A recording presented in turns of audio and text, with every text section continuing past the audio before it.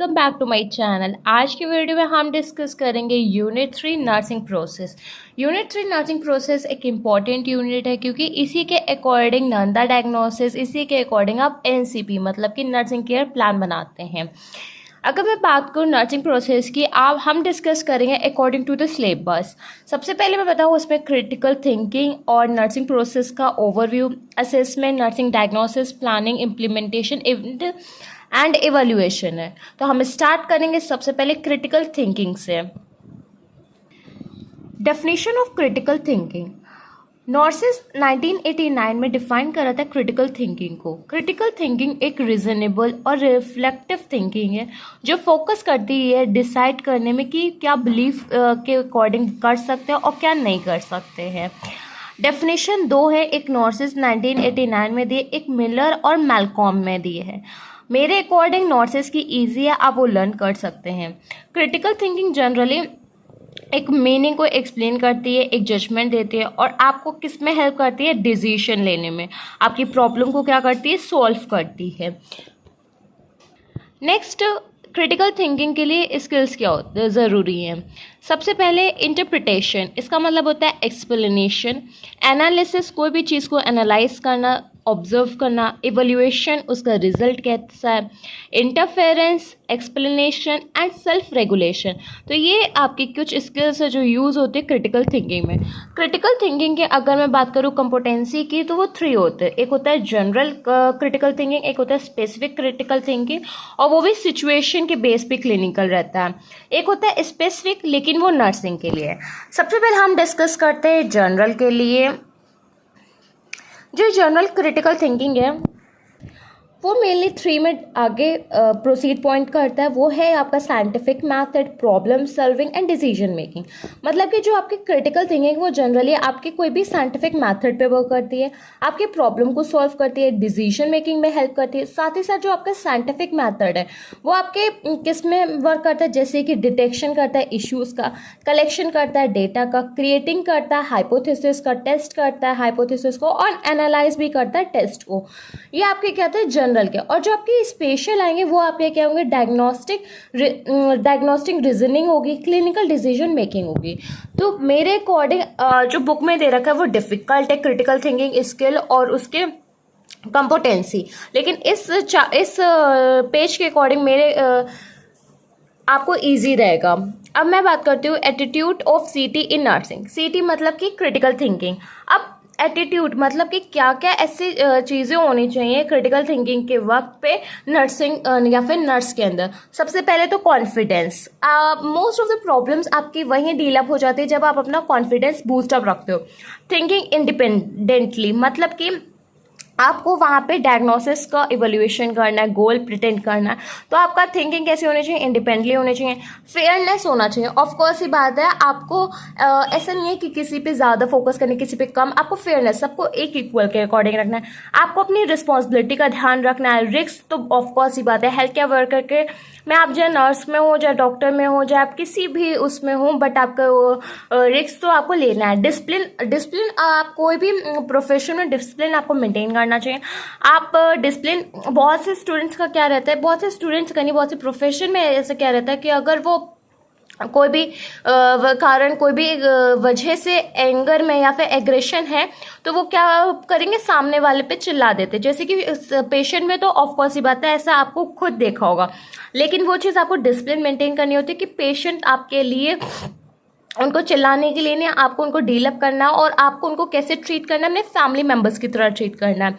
Of course ही बात है, जो नर्स होती हैं वो बैकबोन होती हैं मेडिकल सिस्टम में। जो नर्स होती है वो हार्ट होती हैं। जैसे कि पूरे बॉडी सिस्टम में हार्ट इंपॉर्टेंट होता है, वाइटल ऑर्गन होता है, वो पंप करता है, वही सर्कुलेट करता है ब्लड को। तो वैसे ही एक नर्स होती है एक हॉस्पिटल में। तो नर्स की वैल्यू को आप कम मत समझिए, उसकी डिग्निटी को आपको मेंटेन करना है। हर एक दिन, हर एक मिनट पे आपको उस चीज़ पे 100% अपना देना है।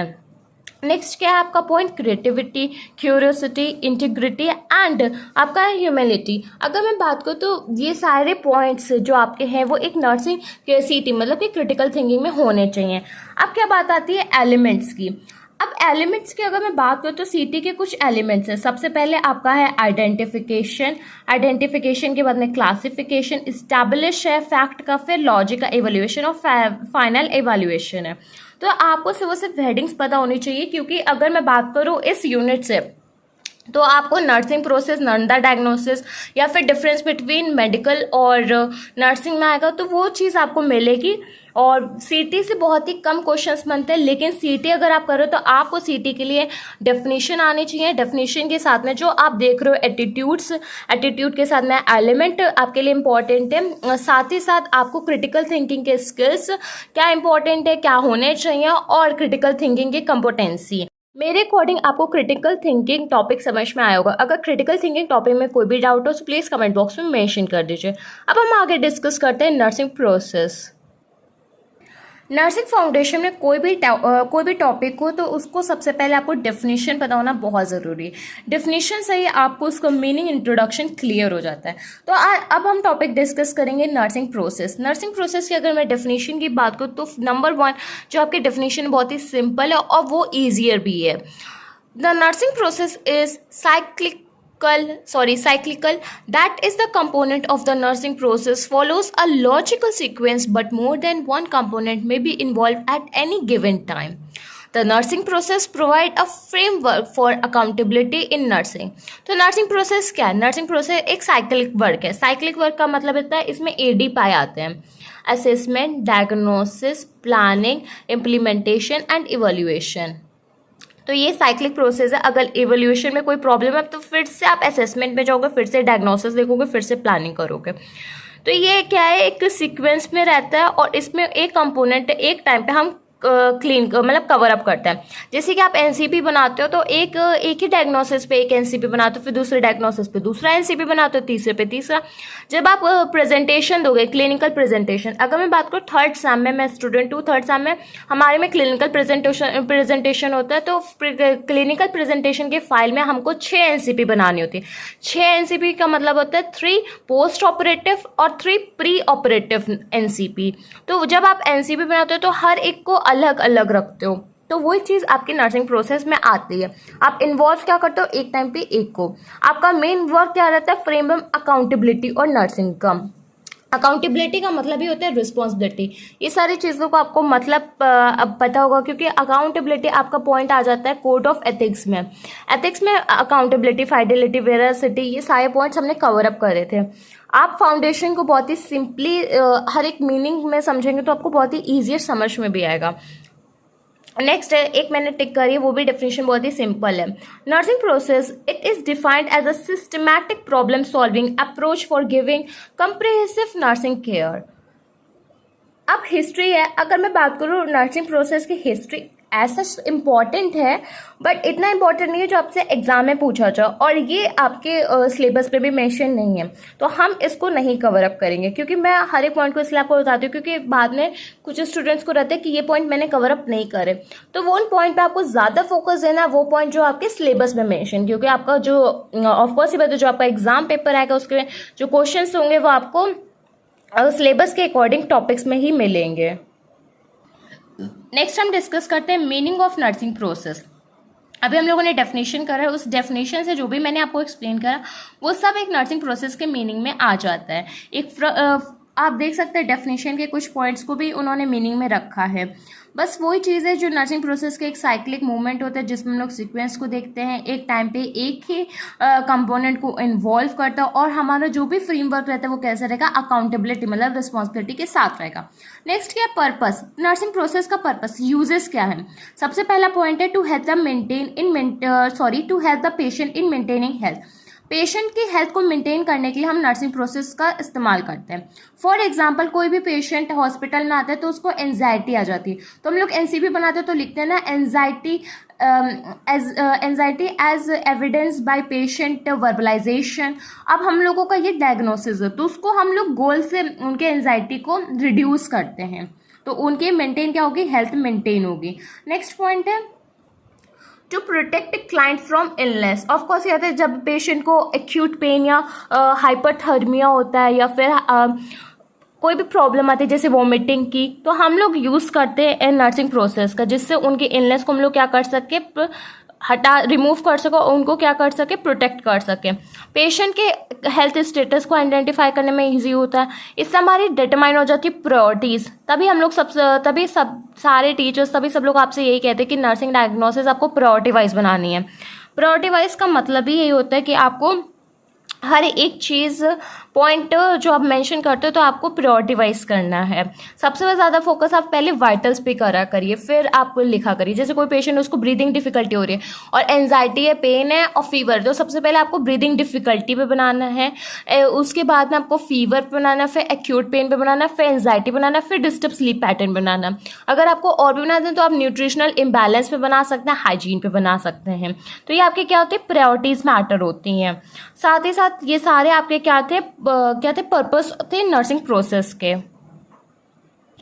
अब हम डिस्कस करेंगे फेजेस नर्सिंग प्रोसेस में। तो एडीपाई एक ट्रिक है जिससे आप सिंपली समझ सकते हैं कि क्या होता है। सबसे पहले आपका आता है असेसमेंट। असेसमेंट का मतलब होता है ए से आपका असेसमेंट। असेसमेंट का मतलब होता है कि आपने कैसे डेटा कलेक्ट करा। असेसमेंट आपका दो होते हैं, subjective data, objective data. Subjective data में क्या होता है, आप पेशेंट से डेटा कलेक्ट करो। तो पेशेंट आपको बताएगा कि मुझे दर्द हो रहा है एब्डोमेन, मतलब पेट में, तो आप लिखोगे ना patient says pain in our abdomen region या फिर pain are in surgical region, तो आप लिखोगे। फिर ऑब्जर्वेशन डेटा, ऑब्जेक्टिव डेटा में होता है ऑब्जर्व करना, मतलब आप ऑब्जर्व करोगे। तो आप जब ऑब्जर्व करोगे तो आप खुद देखोगे कि पेन स्केल स्कोर उसका 2 आ रहा है, इसका मतलब उसको पेन है। इस तरीके से आप डायग्नोसिस करोगे। नेक्स्ट ये आप क्या करोगे,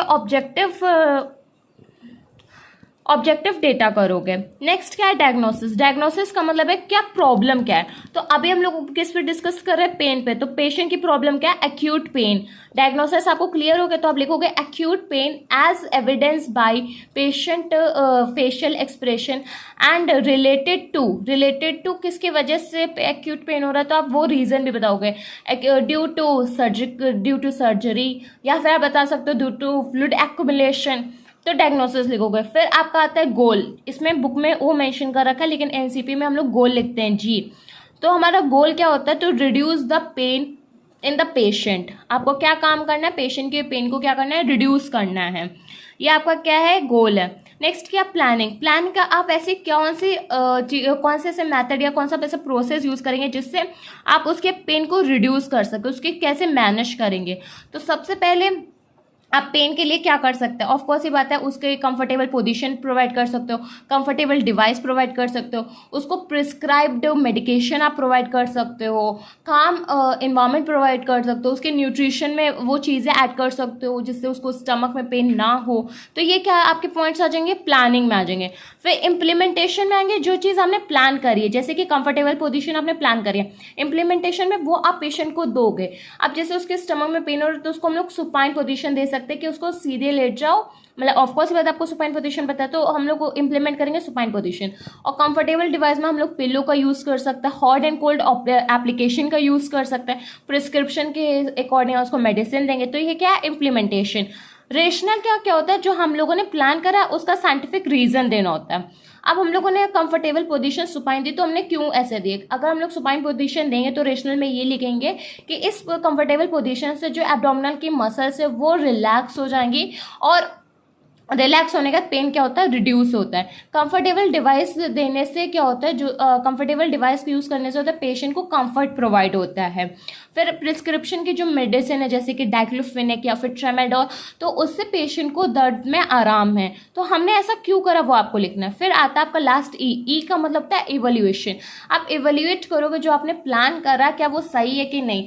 फिर आप इवैल्यूएशन में लिख दो जैसे कि after the nursing intervention patient has reduce anxiety या फिर patient has reduce acute pain as evidence by pain scale score. मेरे अकॉर्डिंग अब आपको समझ में आएगा कि नर्सिंग प्रोसेस क्या होता है, ADGPI क्या होता है। इसमें हम लोग ADPI बहुत ही सिंपली होता है कि इसको समझने के लिए, लेकिन आपको थोड़ा सा याद रखना होगा कि आपका गोल और रेशनल एड ऑन हो जाता है। मतलब कि है ADPI, assessment, diagnosis, planning, implementation, evaluation. पहले ये 5 स्टेप्स या फिर 5 फेज होते थे नर्सिंग प्रोसेस में, अब 7 आते हैं। प्लानिंग से पहले आपको गोल को ऐड ऑन करना है, प्लानिंग के बाद में आपको रेशनल को ऐड ऑन करना है। ये आपके 7 फेज होते हैं नर्सिंग प्रोसेस में, और आपने एनसीपी बनाया होगा मेरे अकॉर्डिंग, अब आपको पता होगा कि कैसे इसको करते हैं। मैंने इसको बहुत ही सिंपली वे में आपको समझा भी दिया। अब हम डिस्कस करते हैं एडवांटेज ऑफ नर्सिंग प्रोसेस। अब नर्सिंग प्रोसेस का यूज़ क्या है, इसके एडवांटेजेस क्या हैं जो हम लोग यूज़ करते हैं हमारे नर्सिंग में। सबसे पहले तो ये क्या हेल्प करता है डेटा को कलेक्ट करने में, और आइडेंटिफाई करता है एक्चुअल और पोटेंशियल हेल्थ प्रॉब्लम को। एक्चुअल और पोटेंशियल हेल्थ प्रॉब्लम्स क्या होती हैं?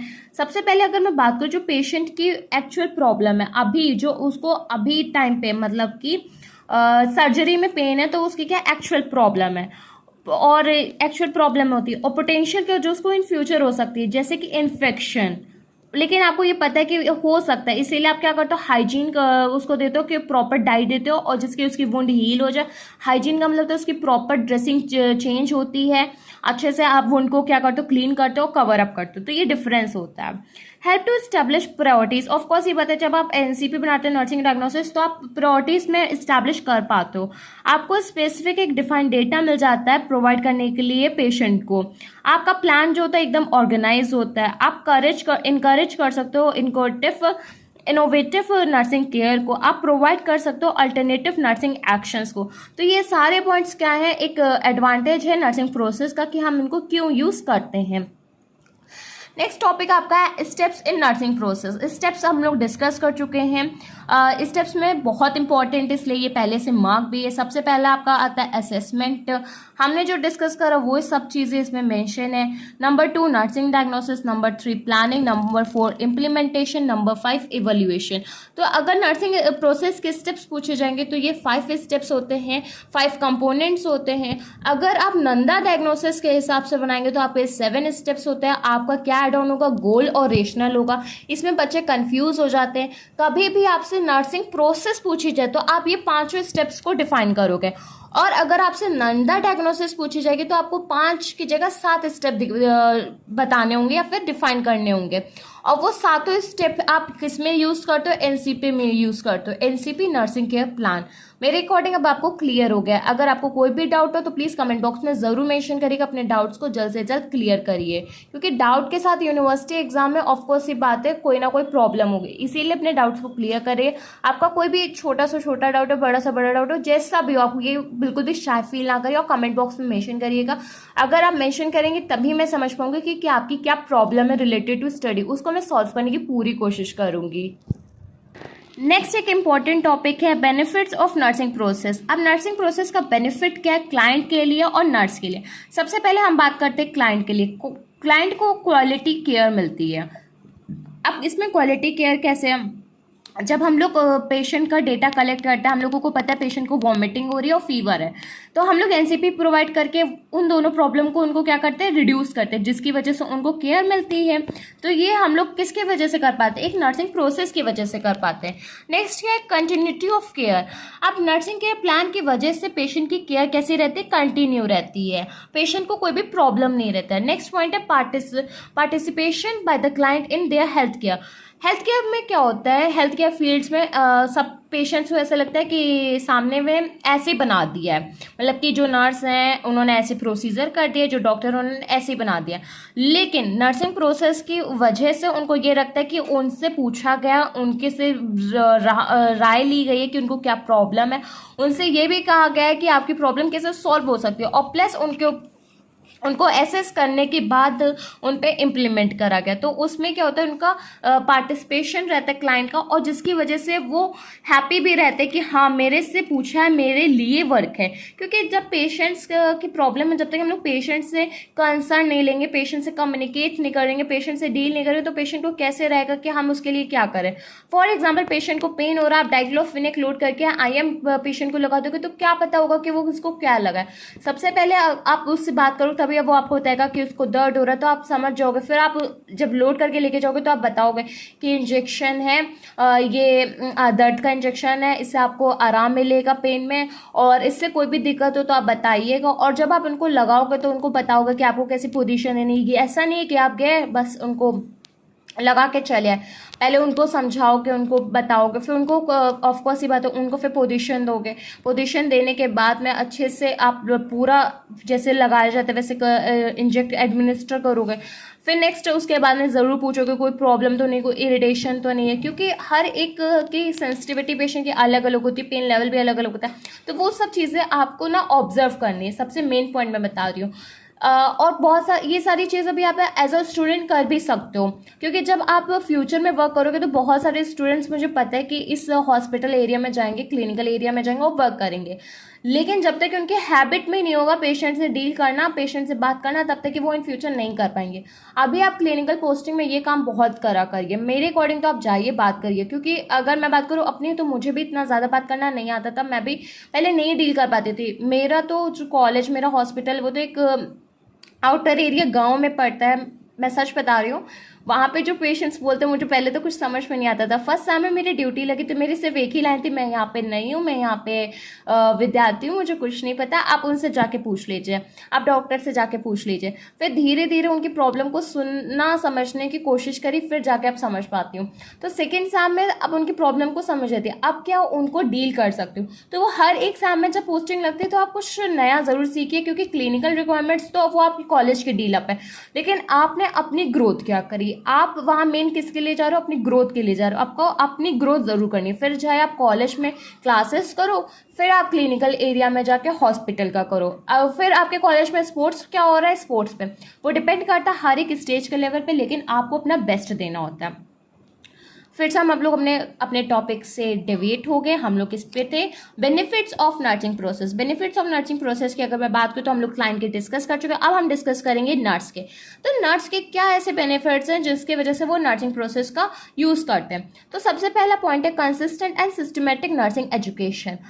अब हम लोग जो एनसीपी का यूज़ करते हैं वो नर्सिंग एजुकेशन के सारे ग्रेजुएट्स को यूज़ करते हैं। ऑफकोर्स ये बात है, जब आप उसमें जाते हो तो प्लानिंग टाइम पे आपको सारी एक चीज़ का यूज़ आता है, मतलब कि जो फाउंडेशन फर्स्ट फाउंडेशन 2 में आपने जितना पढ़ा वो सब आपका एक बार में एनसीपी यूज़ कर लेती है। जॉब सेटिस्फैक्शन, अगर मैं बात करूँ job satisfaction as a nurse student, मैं ये बता सकती हूँ कि हमारा मेन वर्क होता है पेशेंट की प्रॉब्लम को सॉल्व करना। वो हम लोग काम नर्सिंग केयर प्लान से कर सकते हैं, तो हमें ऑफकोर्स ये बात है जॉब सेटिस्फेक्शन मिलेगा। प्रोफेशनल ग्रोथ, मैंने कहा था ना कि आपको प्रोफेशनल ग्रोथ तभी हो पाएगी जब आप पेशेंट को डील कर पाएंगे, जब पेशेंट की आप प्रॉब्लम को सॉल्व कर पाएंगे। पेशेंट के हर एक चीज़ पे इम्प्लीमेंट कर तो ना ईजी है, लेकिन उनके कंसर्न के साथ इम्प्लीमेंट करना थोड़ा सा डिफिकल्ट है।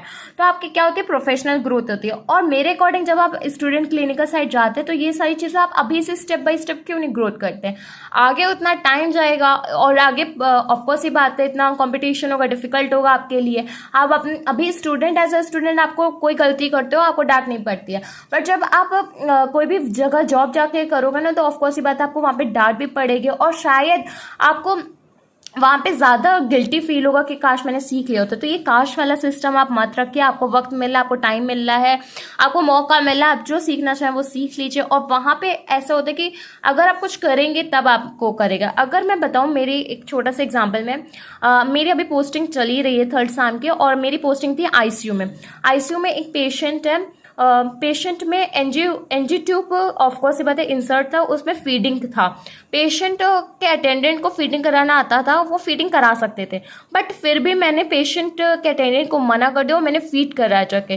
फीड कराने के मैंने पहली बार बहुत गंदा मतलब बहुत ही गलती कर दी थी, और जितने भी मेडिसिन थी सब बाहर आ गई थी, मैं फीड सही से नहीं करा पाई। बट मैंने नेक्स्ट डे, उसी दिन मैंने डॉक्टर से सीखा था, नेक्स्ट डे मैंने फिर से एनजी ट्यूब की फीडिंग कराई थी, और मैंने बहुत अच्छे से करी। जो खुद में सेटिस्फेक्शन और प्राउड फील आता है कि हाँ मैंने एनजी ट्यूब से फीडिंग करा ली पेशेंट को, तो वो बहुत बड़ी बात होती है। अगर आप खुद की सेटिस्फेक्शन के लिए खुद के लिए कुछ कर रहे हो तो मेरे अकॉर्डिंग सबसे बेस्ट यही होता है कि आप खुद की ग्रोथ के लिए पेशेंट की प्रॉब्लम्स को सॉल्व करिए। नेक्स्ट है मीट प्रोफेशनल स्टैंडर्ड। अब जब भी आप लर्न करते हो या इम्प्लीमेंट करते हो नर्सिंग प्रोसेस को, तो एक बेसिक रिक्वायरमेंट होती है प्रोफेशनल के लिए जो आपको नर्सिंग कॉम्पिटेंस करती है। अभी क्रिटिकल थिंकिंग में हम लोगों ने डिस्कस करा ना, सेम एज वैसे ही। तो ये कुछ पॉइंट्स थे बेनिफिट्स जो नर्सिंग और क्लाइंट में है, और ये आपको क्या दिखाते हैं कि नर्सिंग प्रोसेस किस तरीके से इम्पॉर्टेंट है एक क्लाइंट, एक पेशेंट के लिए, एक नर्स और एक नर्सिंग सिस्टम के लिए। नेक्स्ट आप एक टेबलर फॉर्म में डिफरेंस देख रहे हो। ये डिफरेंस बहुत ही इंपॉर्टेंट है, nursing diagnosis versus medical diagnosis. ये आपसे वाइवा टाइम पे पूछ लिया जाएगा। और सबसे बेसिक सी गलती मैं बताऊं, क्या करते हैं स्टूडेंट, नर्सिंग डायग्नोसिस में ये कह देते कि ये नर्स के द्वारा बनाया जाता है, मेडिकल डायग्नोसिस ये डॉक्टर के द्वारा बनाया जाता है। मीनिंग होता है लेकिन बोलने का तरीका गलत है आपका। इस तरीके से आप मार्क्स को रिजेक्ट या डिटेक्ट करा देंगे। इसीलिए आपको समझना चाहिए कि आप कोई भी आंसर आपको पता है उसको कैसे आपको प्रेजेंट करना है। फॉर एग्जाम्पल आप कभी भी मतलब एग्जामिनर आएंगे तब वो टेम्परेचर पूछेंगे, आप टेम्परेचर की वैल्यू बताएंगे, तुरंत आपको बता देंगे कि इसको फीवर है, वहीं आपका मार्क्स कट जाएगा। अब आपको फीवर नहीं बोला, फीवर की जगह पायरेक्सिया यूज करना है। तो वो क्या होता है, डिफरेंस होता है। मीनिंग वही है लेकिन आपको मेडिकल टर्म में यूज करना है, तो क्या यूज करोगे, पायरेक्सिया करोगे।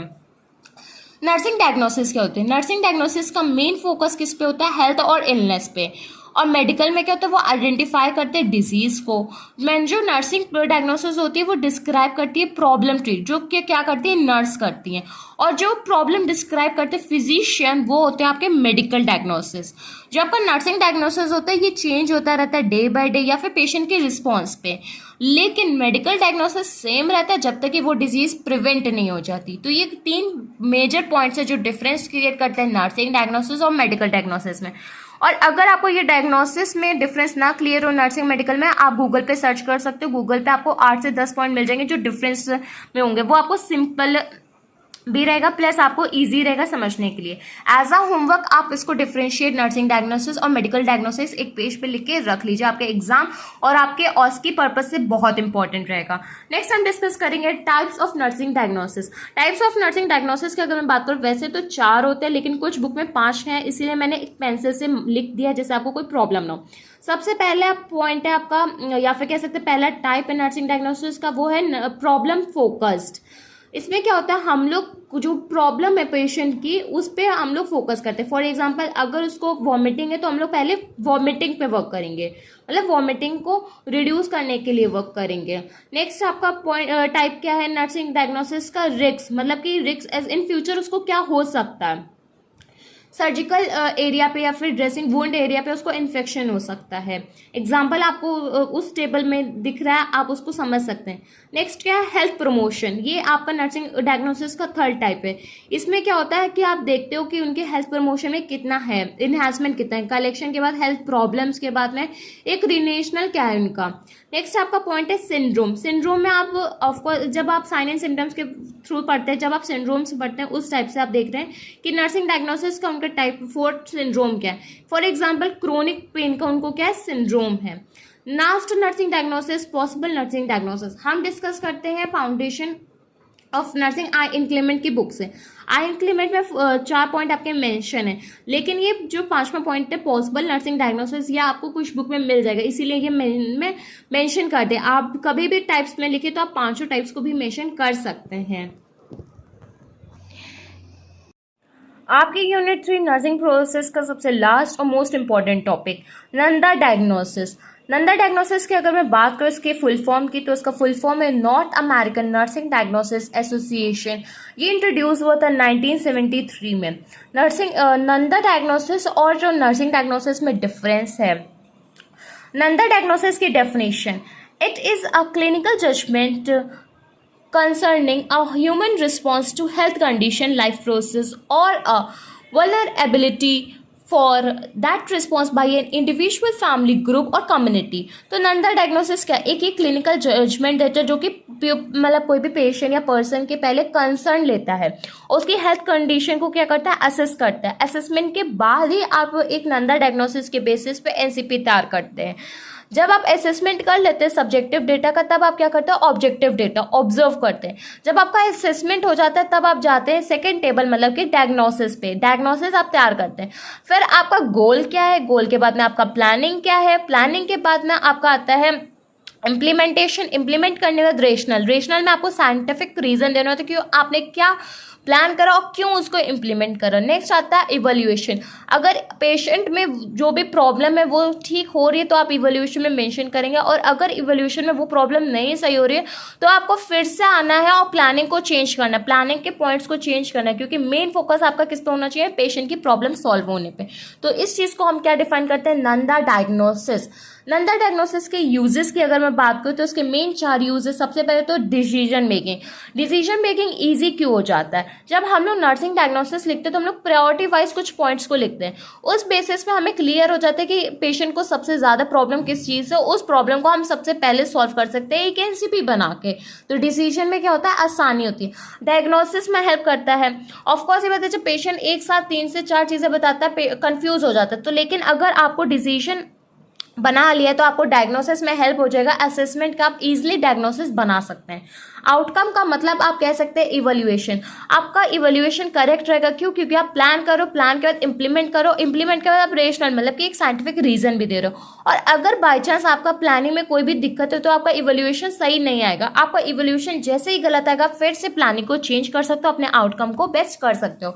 नंदा डायग्नोसिस में जो नर्सेज होते हैं वो क्या यूज करते हैं, स्टैंडर्ड लैंग्वेज, मतलब कि फीवर ना यूज करके वो पायरेक्सिया यूज करेगी। तो एक स्टैंडर्ड लैंग्वेज है जो हर जगह वैलिड है, हर एक हॉस्पिटल के लिए, हर एक सिस्टम के लिए, हर एक मेडिकल केयर में हर एक नर्स समझ सकता है। तो उस तरीके से हम लोग नंदा डायग्नोसिस का क्या करते हैं, यूज करते हैं। इसी में एक नंदा टेक्सोनॉमी होती है। टेक्सोनॉमी अगर मैं बात करूं, आप केमिस्ट्री पढ़ोगे क्लास 12th तक, जब उसमें देखा होगा कि एक ऐसा स्ट्रक्चर होता है जो यूनिवर्सल होता है, आप कहीं पे भी चले जाओ एकदम वैलिड रहता है। उसमें एक टेक्सोनॉमी हम लोग केमिकल फॉर्मूलाज लर्न करते थे, तो सेम ऐसे उसमें नंदा डायग्नोसिस में है। ये एक ऐसा सिस्टम है जिसमें जो नेम है, जो डिस्क्राइबिंग है और जो भी क्लासिफिंग रिलेटेड थिंग्स है वो एक वर्क करती है टेक्सोनॉमी पे, और ये चेंज नहीं होती है। नंदा डायग्नोसिस के लिए बस इतना ही। इसमें जो स्टेप्स होते हैं वो 7 होते हैं, वैसे नर्सिंग प्रोसेस में 5 होते हैं, जो कि हम लोग अभी डिस्कस कर चुके हैं। ये यूनिट आपकी कंप्लीट हो गई। इस यूनिट से रिलेटेड आपको कोई भी डाउट हो तो प्लीज कमेंट बॉक्स में मेंशन कर दीजिए। अगर ये वीडियो आपको अच्छी लगे तो प्लीज वीडियो को लाइक कर लीजिए, चैनल को सब्सक्राइब कर लीजिए। Thank you.